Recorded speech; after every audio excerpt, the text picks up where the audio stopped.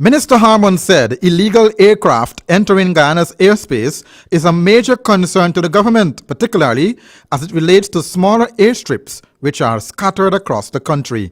As I said, it is quite a challenge because of the vastness of our borders and the huge amount of space that is there for small type aircraft that actually get below the radar and land in these areas. We have to depend quite a bit on human intelligence, that is the people in the communities, to report, and our own limited resources as far as surveillance is concerned. On Wednesday, Minister of Foreign Affairs Gov'T, in a Stabroek News article, mentioned that Guyana has reported overflights by Venezuela to United Nations Secretary General Ban Ki-moon.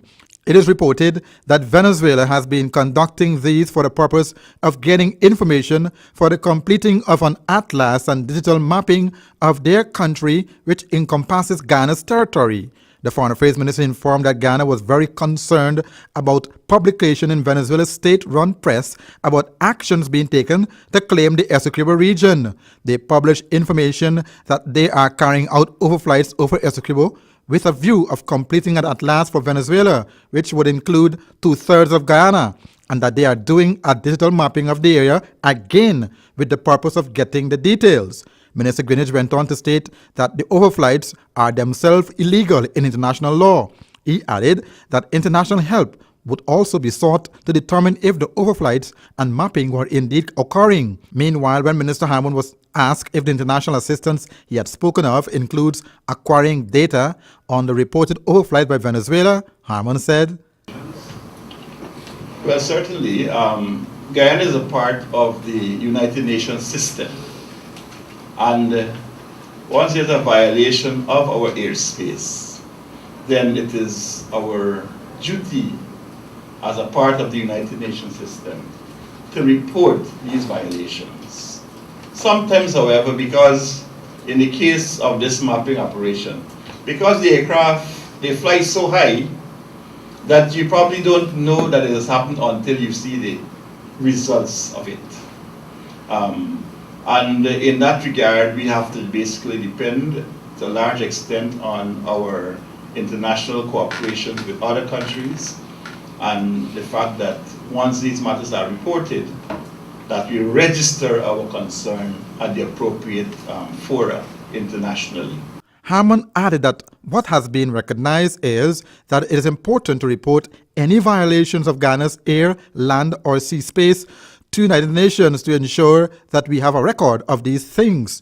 It is important that it is a course of action which government has taken. When further asked what steps are being taken by government to ensure there is a total radar coverage of Guyana, Harmon said it should be recognized that this would be a major assignment covering 215,000 square kilometers of land space.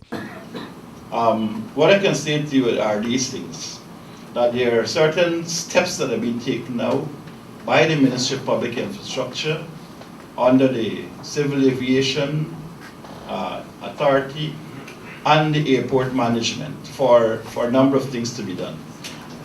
At the level of the airstrips, these rehabilitation works are going on. At the level of safety, the ministry has recently had the services of Colonel Fields, who is an expert in this area, and he is now the Director of Civil Aviation Authority. But certainly, at least one of our CARICOM member states have been damaged, and issues there, and we are monitoring the situation very closely through the same CDEMA network that I just reported on, and Guyana will make its contribution to the effort at rebuilding once the damage has been properly assessed. Harmon also stated that Cabinet has given no objections to more than $365 million in contracts for the rehabilitation of 7 airstrips in Region 7, 8, and 9.